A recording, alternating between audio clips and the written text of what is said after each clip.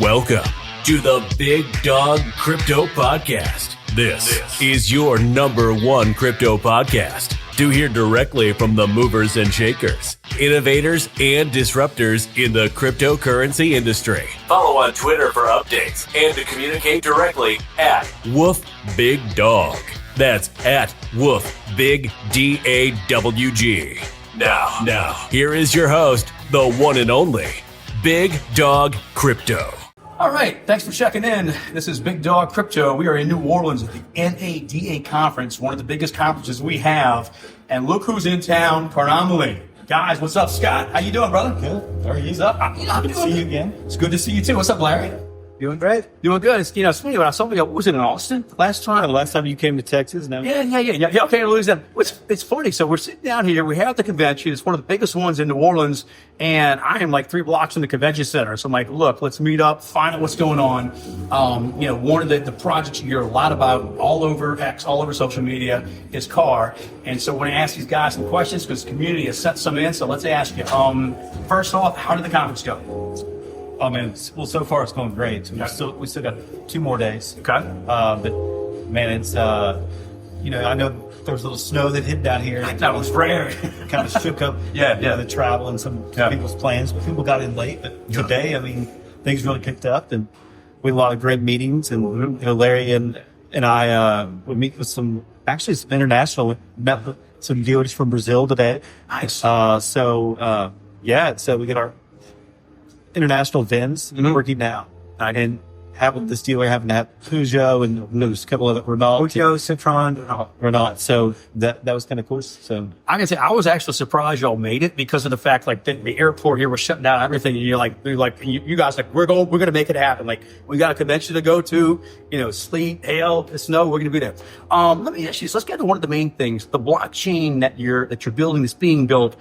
Community has asked several questions. Could you tell us a little bit about the blockchain? What makes it different, and what to look forward to in continued development?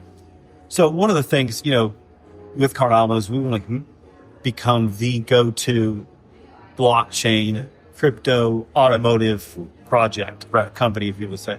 So we wanted to develop a blockchain that not only we could build on for dealers and manufacturers, but also others can build on top of blockchain. So CARR chain, simply the idea is for that to become the automotive blockchain for everything from parts to vehicle history to DeFi loans for dealers, for consumers. So basically, this is a blockchain that can be built upon. Okay. It can be built. Other, organizations or companies can set and build tokens on top of this. We've actually had those conversations with some people today. So if I could ask real quick, because you just said one thing, a lot of stuff there is very cool, but one thing in particular, the lending on blockchain. So you're saying to the extent of we're getting to the point, I've always said to people, automotive is where blockchain can excel in use cases where you can actually do a loan through the blockchain for the auto. Yeah. So basically you can do loans for consumers. Got it. And a lot of things that people that haven't been in the car business don't understand is, dealers floor plan their inventory. Right. And what that means is basically the dealers have a loan for their vehicles that are on rack. So in the future, we'll be able to provide floor planning for dealers. So a lot of things we can do in the DeFi space with a CARR chain, and it's an EVM compatible OP stack scalable blockchain where the CARR token becomes basically the gas for everyone to use token. So if you were going to send CARR token right now, you got to pay gas fee on networks. Well, the goal is to bring everything to one where now dealers, consumers aren't having to go between all those other chains. Even though we have other chains that we can use for liquidity, having BNB liquidity, Polygon liquidity, and then also just having that all brought to one with the bridge. So a lot of cool things. So one of the things, if I can say, different questions came in from the different people in the community. Moose, right? One of our community members loves the project, but he says, do me a favor. Would you ask him utility for the token, anything you could share about utility that's coming out, utility now, or things that you want the community to know, with any token, any project that has tokens, there's always different utilities. What could you share with the community about that? So one of the things that we've talked about for years is how do we create enough utility with token. Right.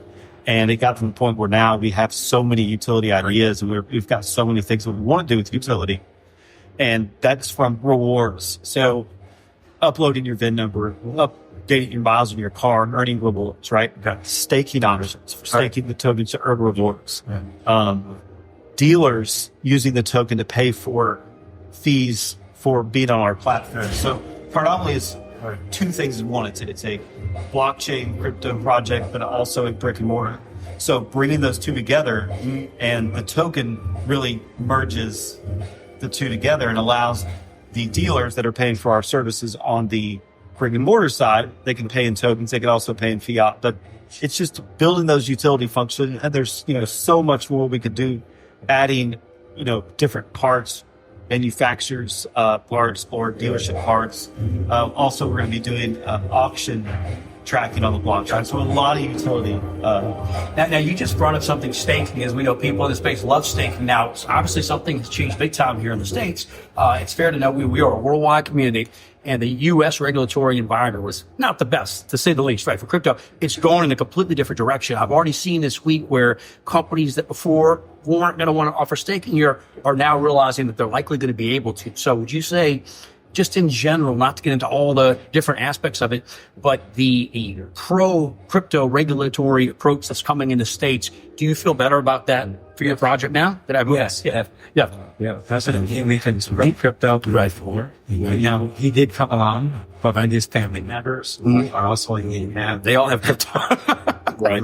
Yeah. I'm not going to mention them. Y'all know who they are. Yeah. That are pro crypto. There's going to be a lot more change. I feel coming from the government administration. No. Not only ownership and transferring and the place. And let's hope that what we can say until it's actually released. Okay. But we're really excited. No. Yeah. And to kind of build upon what Larry said is there's been things that we've had to hold back on. Right. There's been things that we've had to be very reserved on. Right. And, I know everybody wants to hear this and man, now it's we can fly. It's game on. I mean, and I say that because now we can offer staking, we can offer rewards.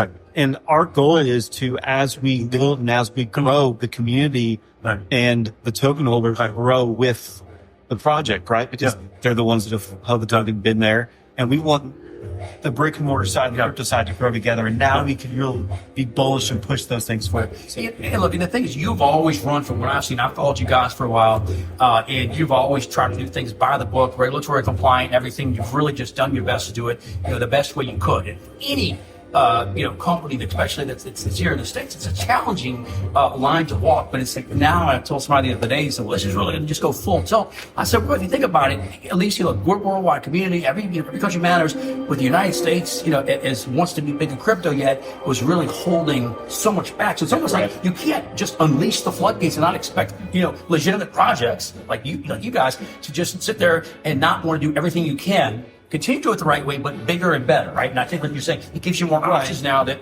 you didn't maybe have before. Well, for the last several years, we've been building the foundation of our mobile app, our dealer portal, the token. We've thought of a lot of different things with tokenomics, a lot of different ideas to stay compliant, to stay in that, in that lane. Right. And we've seen other projects that didn't have those restrictions that were able to kind of do things a little bit different than what we were doing. And now we could really open up the playbook and just really create an even more amazing environment ecosystem for the project. I think that's great. I think everybody watching the project, and obviously having a lot of passion in the community. One of the biggest questions we get, and I'm not going to take you by surprise on this one, but exchanges. Can you share anything with the? And in fact, I want to ask something too that wasn't asked from the community, but I'm wondering too. When exchange, whatever project you're in the whole space, everybody understandably wants to know when exchanges. One of the biggest things that's changed since maybe the last time that, an interview is now that the U.S. exchanges are likely, or the exchanges that had left the U.S. are likely to come back now. In fact, I think I saw Crypto.com is opening back up, and my personal opinion, you're going to see all the ones that ran off coming back. Can you share anything? And also, one other thing, and then I'm going to ask, no project can sit there. If they're going to list tomorrow, you're not going to say the name now because that's part of the agreement. When you sign with an exchange, it's called NDA, and they do not want you there because you're not trying to affect price. But can you tell the community anything? Because I know they're going to ask you this. They want to know 2025 exchanges. What can we look forward to? So you're right. The more exchanges are going to open back up, and also being a U.S. project now is actually being recognized. Good. I saw that again. They're made in America now. Before it was like, And our goal is, and we just, like on our mobile app, we just added international events, and we just met with dealers from Brazil, and also we're going to be expanding into Europe. Oh, nice. So our goal is to make CARR token accessible everywhere, right? And you're only going to do that by having exchanges that are U.S. exchanges that are European exchange. I know there was a lot of changes with the European exchanges the first part of the year with some of the USDT stuff. Right. So I can tell you our goal is to be on the biggest exchanges. That's our goal. Larry and I don't wake up every day and say we want to be second things. No, we wake up every day and say we want to be the way to do it. Yeah. And we want to be the top, and we want to be on the top. So that's where we're headed. That's where we're going, and we want to really conquer those, that list that people strive for. So, really quick, like Scott mentioned, at the NADA show, we have people come from all over the world to the show because it's in the United States. These software companies only do business here in the U.S. So us adding, you see it posted in various clips in the community, adding the international event, what we were introduced to, the name is his first reaction was, "Oh, you're a U.S. We are international." Right. And the minute he got this, that meant that he had an opportunity to take a company, the U.S. company, to do business. Right. Yeah. Brazil. Because we had his entire pipeline. And yes, it's mainly from Europe. They spell a lot of them. Again, we're not the six farms, but down in Brazil, then they and that's the things that we have the foresight to. And be just, the whole world is on the place for the regulatory side, for the change, and for tokenomics. Thanks. Well, look, these guys are doing this interview. It's not just to share with the audience. It's after 6 o'clock. You've been going for 12 hours already, and then they work all day, and now they're here. So, last couple of questions. Onboarding dealers. One of the questions we get all the time. It takes work to do that. You guys have connections. I know that you have a long history in the industry. Can you share anything with the community about your goals or things you're doing to onboard more dealers in 2025? So, with the dealership onboarding, my previous life, that was a function where we had an account manager, people that do this. So from the time we get a sign-up form and get that in place, we can pretty well have that done with their access same day. What takes a little bit longer is getting the inventory in from other third-party vendors and using the inventory tool on previous tweets. But yeah, we've done. The thing is we can have it. If we get everything on day one, we can log in and use the app. So, but you have everything ready to roll. So as you talk to them, it's like you have all the stuff, the infrastructure in place, and that's I've had somebody ask me, the question not too long ago: how many dealers you want by the end of the year? By the end of this time or that time? My simple answer is as many as we get. That's immense, right? Anyone that knows me personally knows that I am I'm very competitive, and I don't let them just be average. I want to be setting the bar, right? We want to be on top. So at the end of the year, what's a realistic goal? 500 to 1,000 dealers. What's realistic next year? What? 2020. It's really as we grow, the sales team will grow, the implementation and lead services will grow. Where we want to whatever we have, we're going to double the next one. Yeah. And then we're going to grow that out. What's our long-term goal? I mean, every dealer would be the best in the world. I think that's true. Like I always use, I love sports analogies here in the States with football fans, of course, the worldwide. We've got soccer fans, and you don't want the player in your team to say, I want to be the second best. You want to be the best, right? It's not your quarterback to say second. So I love that. I mean, that's the way you look at it. Well, look, one final thing, like I said, you guys have been going all day. Your community, I've been in this space a while, and there's no doubt that the CARR community is very passionate. You can see the activity on X. You can see in the different groups, like they're asking questions. They're interested. They've stayed with you guys. Can you, one or two final things that you'd like to share with them as they watch this to think about? Because look, I always tell with any project, it takes a little while to build, right? It's onboarding. There's such an interesting situation now where it looks like crypto is absolutely about to be explosive this year. I mean, across the board. And obviously look at stuff going on. You're building, it takes a bit for you and building a lot now. What could you share with them to look forward to? What you're working on towards week. I mean, now that there's some changes and we're able to really be more upfront, more bullish, push that sector or that side of the company harder, we can really bring out a lot of things that we've talked about, that we've discussed, that we've wanted to do. And, you know, you're never going to get us to say, well, where do you want the price to get? So that's to ask. If you ask somebody that's running a project then that's kind of, you know, it's tough to say that. Where do we want it to go? Right. We want it to go where everyone else wants it to go, obviously. Right. So, but I can say this, we can definitely, and we'll be definitely putting out a lot of really cool stuff that we have kind of held back on. So just, it's going to be a good year. 2025 is going to be a good year. So look, everybody's been with them. You know, I know they appreciate that. I mean, I've met them before. They're a great guy. I've always said, if you have a project that's trying to build a company up with technology that's needed, and I think it's fair to say, RWA, I mean, Automotive being so big, you need blockchain there. I wish you guys all the success. I appreciate taking time out of your day. Y'all will go for 12 hours and you're still going. So look, I want to wish you the best, and thanks for being on. Now, what you got? All right. Super Bowl is here. Yeah. Noah. Yeah. Pick your winners. Pick your winners. Well, first of all, let's predict. There's four left. Yeah, well, let me say first of all, we always wanted the Saints to go. And after the first two games, it looked like they might have, but it didn't happen. Yeah, they saw last. You know, if I had to say the two that I would like to see, I would like to see. I would say LSU. So I would love to see Jaden Daniels. I'd love to see the Commanders. That would be phenomenal. And then, you know, I'd like a Buffalo. The Buffaloes. I like Buffalo. Let's do that. Yeah, I'm still in it. Yeah. Commanders. No. Go ahead. Go Tigers.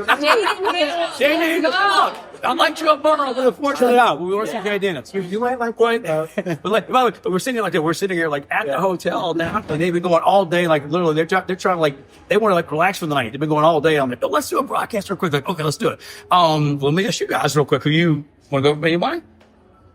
And I'd like to see the Commanders. I'm holding my name on the inside. Okay.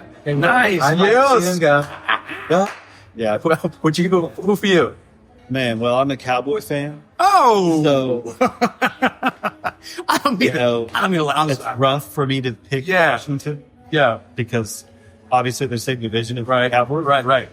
But if I'm going to go based off of the team and based off of somebody that I want to see win, I'm going to go Josh Allen with Buffalo Bills, because that guy fights for every yard, fights for every play, puts it all out there. So You know what? And I'd be happy with either of those. And I say that, I mean, obviously I want to see because of Jay Daniels, but Buffalo was going to the Super Bowl 4 times. They get 0-4. Like as a Saints fan, we follow when you root for the underdogs. I'd love to see that. But I will leave on one final thing. My sister lives in Dallas, so nothing but love to Dallas. But the last time New Orleans got snowfall like we have today, yesterday was so crazy, was 1895. Fun fact. That's the last time the Dallas Cowboys made the Super Bowl.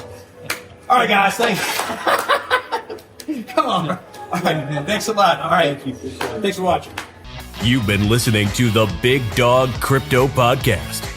Follow on Twitter at WoofBigDawg. Woof, Big DAWG. And run faster than the competition. Woof, woof.